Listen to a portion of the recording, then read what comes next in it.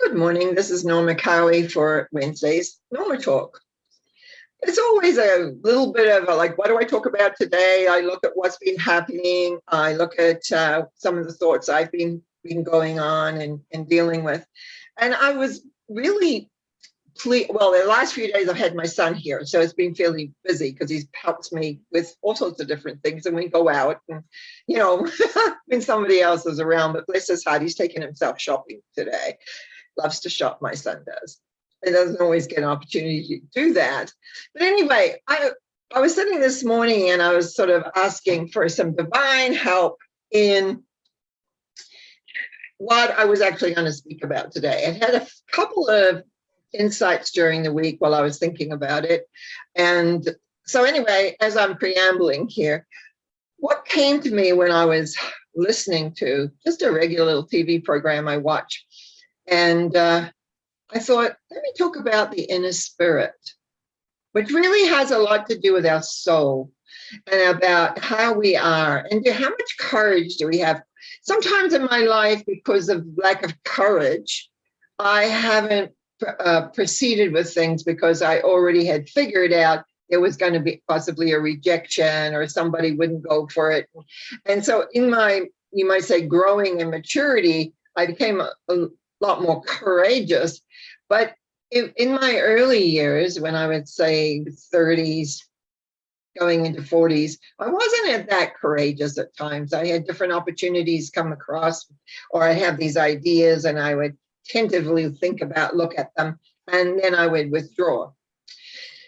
So is that courage related to the inner spirit of survival? There is a element of survival that we have. And I know I was talked about last Wednesday about how we are survived. We are a product in this time zone of people who were survivors, who survived many, many different things. And in some ways, we've had it fairly easy, at least in my life. I grew up in New Zealand, beautiful weather, lots of sports, which I still follow to this day. Not that I do them anymore, but follow them. Then I came to Canada, and I came to Canada at the age of 18, and which is still pretty young, and have been here ever since, even though I used to go back to New Zealand fairly regularly. So what I'm getting at is that we grow as people. Now, there was a time period where being elderly or part of the older group was not really appreciated. It was all about youth, and it was all about how we looked and how we were and what they did.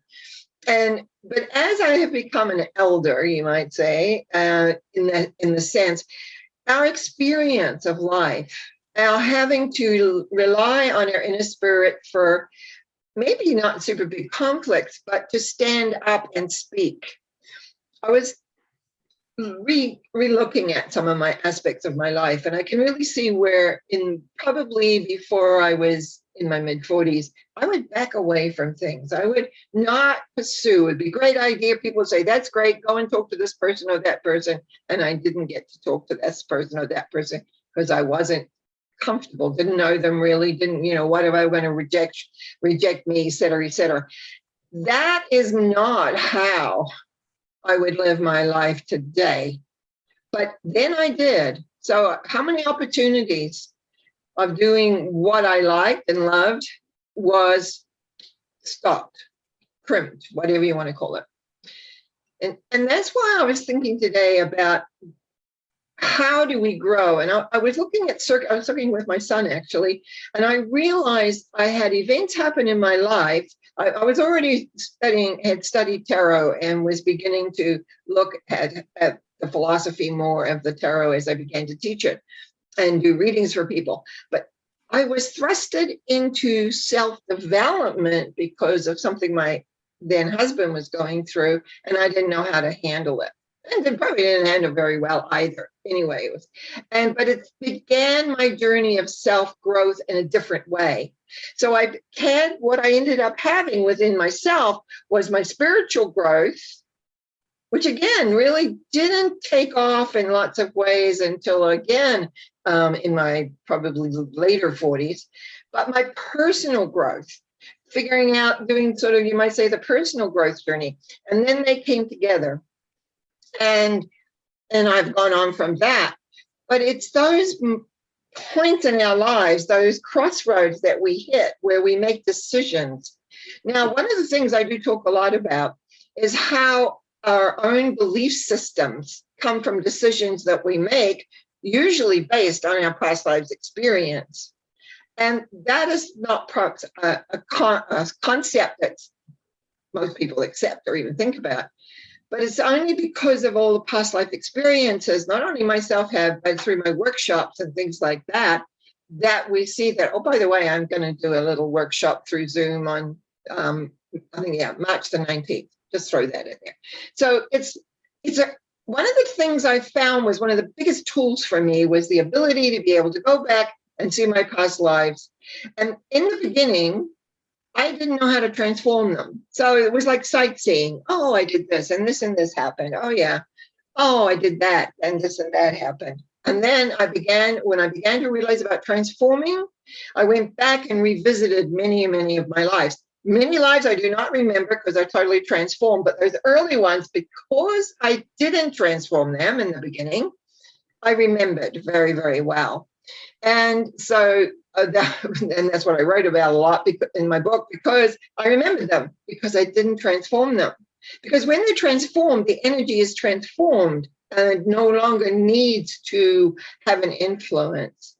Now, and I go back to the spirit of the inner spirit to learn, to grow, and to be.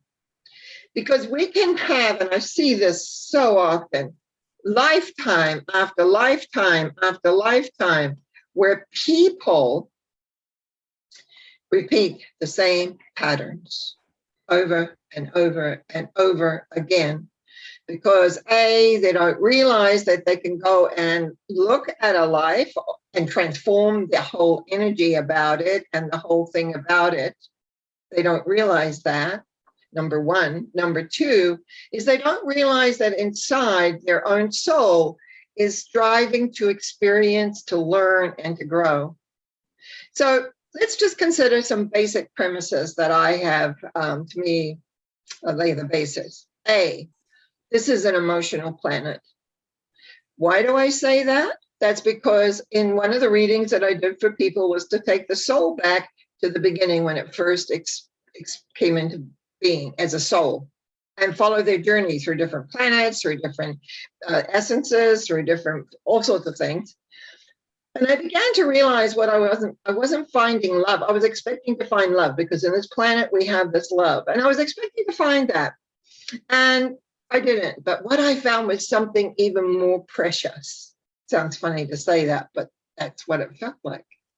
And that was the beingness of who we are, the absolute aliveness, the absolute beingness. And when I first took the first few people back to this beginning, I was expecting to find this ultimate love there. And I didn't find it. In fact, I've never found it there. But what I found was this absolute just being. As we go on, what happens is we kind of get a little bit scrambled from that beingness. And I often talk to my clients about, moving back into beingness. Find your beingness. That's this aliveness. There's a part of you that is incredible. Number one. And number two is that's my main thing, because coming to this earth, very often people arrive here, the soul is already being damaged. And so a lot of soul work needs to be done. And I know there's people out there that do that work as well. I'm more interested in, I have to admit, in getting people to be able to live in this life effectively. And if the soul comes up, yes, we certainly deal with that and ensure that the soul begins to feel a tremendous amount better and easier. So that's number one, knowing that this is an emotional planet. Now, when we arrive here, based on how we arrive, people arrive in different ways. People have been sent here as punishment. People arrive here because their spaceship crashed. People have arrived here because they choose to be here. And they've been on a journey through everything and say, oh, well, let's go see what this place is like. Because being an emotional planet, And actually, the emotion is love. But what happens through life, we pull away from the love and the acceptance of self and others to fear and anxiety and frustration and all those other feelings, which block the love, which is here for every individual. It's like having to, as I often have talked about this and other shows, the inviting in of the love. So when this kind of to retract, sorry if I'm a little bit all over the place today, is that when we arrive at this planet, it's not the beginning. It's in the middle of something. Now, I remember many years ago talking about how we came from, our spirit or our knowingness grew from a rock and then into a plant, then into an animal and into us. I'm not disputing that, but I don't know. I haven't found that personally. I'm not disputing it, that it could be a reality. One of my favorite books was Initiation by Elizabeth Hash, where an enlightened being messed up and ended up becoming a rock for thousands of years and then moved on. So it could be I just haven't not run into that myself. We can always find when a person comes, whether we do with a past life regression, where I do it in my transformation work, we can find where they've come from. You can find where you've been before. But usually we're dealing with this life because this is where we're caught. This is a trap, unfortunately, because we don't experience the love and we don't evolve in the vibrations, or as we call it now, frequencies of who we are. The key is to be able to evolve in that we can understand all the angers and the frustrations and stuff. If we learn how to address those, we can also move into the love and acceptance, which is so necessary on this planet to evolve after. Really, what we're doing is experiencing so that when it comes to the time for the great transition of leaving this body, is that we can move into the vibration of who we truly, truly are from that inner spirit, inner soul, that being. And it takes courage. It definitely takes courage to go on that journey inside. It takes courage to look at your foibles. How come we just can't be born perfect? We are born perfect in our way, but then of course some people have already made decisions as an embryo that affect how they relate and resolve to life.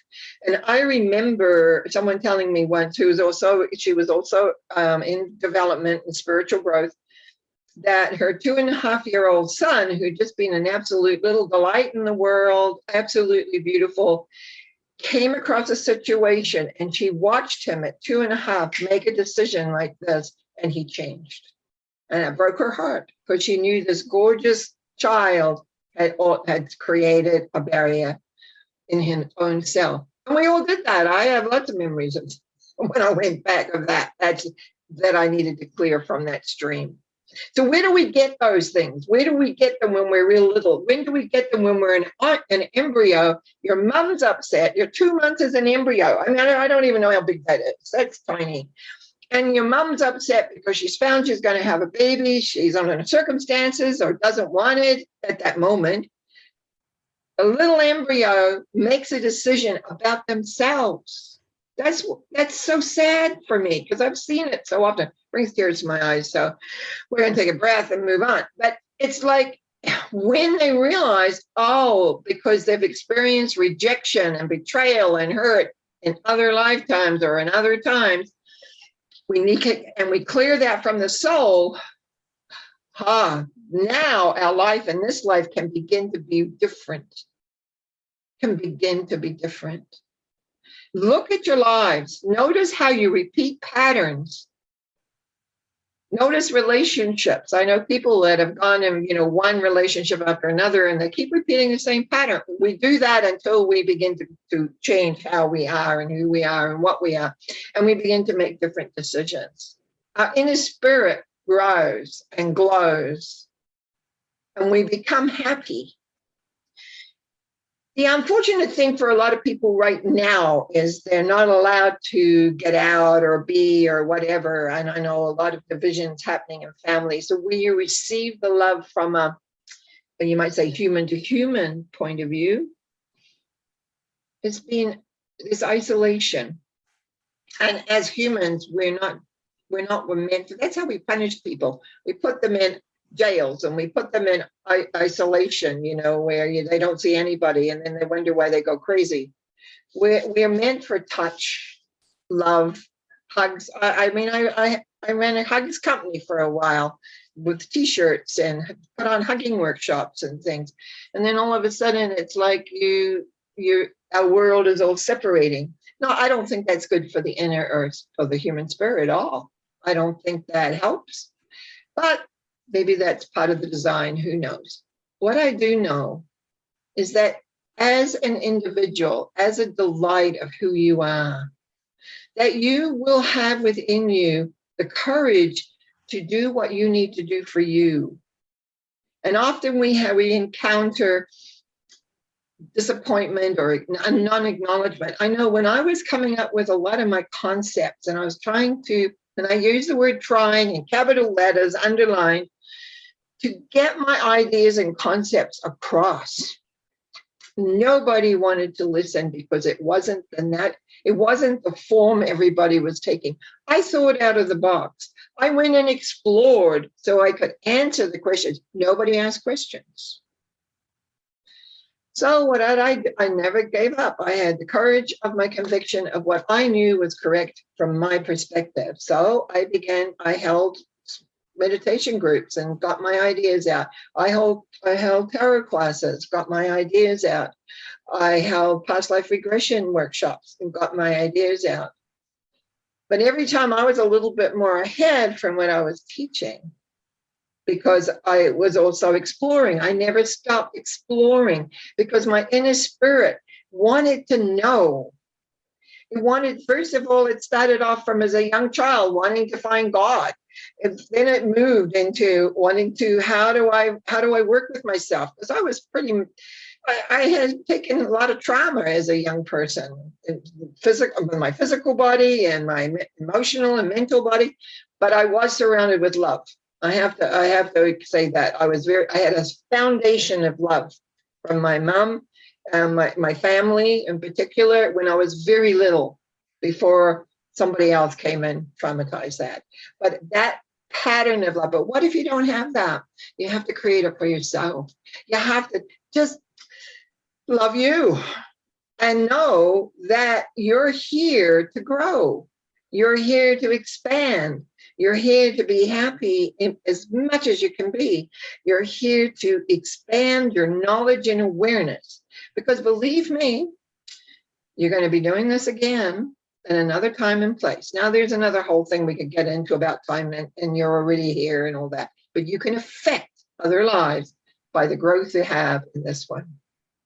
Because wherever you are, you can begin to remember who you truly are. You can remember the spirit that you have. Yes, we use tools. I still use my tarot. I haven't really done too much in my own past life regressions in the last while because I haven't felt the need so much for that. But it is a thought that's come in, so maybe something to explore. I learned so much about letting go of other people's energy because I would absorb it all. That I still utilize. All these tools help you to come into this inner spirit within yourself so that you have courage. You have courage of your convictions. You have courage to know that you can speak and you can find people who will listen. Sometimes it's just you have groups. And for a long time, we weren't even allowed to have kind of groups like for grief and for growth and for awareness. I know where I live, I can't have a little group of meditation people because no one's allowed where I am. I know that I like to go, I like to speak in person, but I can't travel. Like there's a whole lot of restrictions at this time, but I've done all that. And as I picked up my passports, because I have to realized one's expired because I haven't been able to go there, I went, oh my goodness, my passport's expired. Now, am I ever going to be able to get back there? Maybe, we'll see. So the other one is still current. So, but getting on is difficult these days. So that was very different to have such a lifestyle change. Now we come into the inner spirit. How does the inner spirit respond? Does it respond with depression and rejection, or does it respond with adapting and figuring out what you can do to still have your element of expression? Because we are here to express, whether we do it quietly, whether we do it fairly loud, or like me, get on YouTube more and more, because it gives me something, first of all, to look forward to, gives me something to do. It gives me some interaction, because I just love the comments. I just love the likes. I love all the subscriptions coming in. It just warms my heart. Oh, good. Getting some of the word out, where for so long, I just had a little sphere that I worked in, and people were responding, because you either listen to what I said, or say, I should say, listen to what I say and go, yeah, that could make sense. I can do some of that. And so here we are in the middle of coming towards the end of February, which has been quite a transitional month. I know next Wednesday is the beginning of March, so we'll be putting a tarot card reading out again. And that's part of the fun of life. So in closing with this, I really want you to realize your inner spirit never, ever stops. It is always there shining. So think of yourself as a light. And actually, on the Monday night's mental mind treatment, someone asked me about the world, and I got to look. I was in prayer, and that means I'm in a little bit of a trance. And sorry, I'm laughing because I never know what I'm going to see. And all I saw was all over the world were these lights. It's like those little tiny little lights, and that was the lights of every person that knows that love, that universal love that we work with here on earth, was there. And it was so heartening at the time to see that, so inspiring, and so aware of, like, yeah, we think we're alone because we've been all hibernated, and we only can talk through phone or Zoom or whatever with those that are far away from us. And a lot of people we know have fears. They don't want to see you if you're not one of them, so to speak, or the division of them and us, instead of we're all humans with all, with all whatever. But that was so, for me, was like, yes, the essence of us affects things. And that inner light that you have, that inner spirit, that inner knowingness, that love is here for us in this planet, here and now, if we allow it in, if we bring it in. And then we can exhibit it in our own bodies and in our own lives and our own awareness. So I just want to thank you so much for listening to me this Wednesday. And yes, as always, likes, comments, subscribing, all that, appreciated. And I'll see you again on Sunday with a Sunday Thought, and then Monday night at 7 live, where you can come in and tell me what your issues are. That's me typing on the type thing, showing so I know what I've got to look at. And on Monday night at 7. I want to thank you. Blessings and much love to you. And bye for today.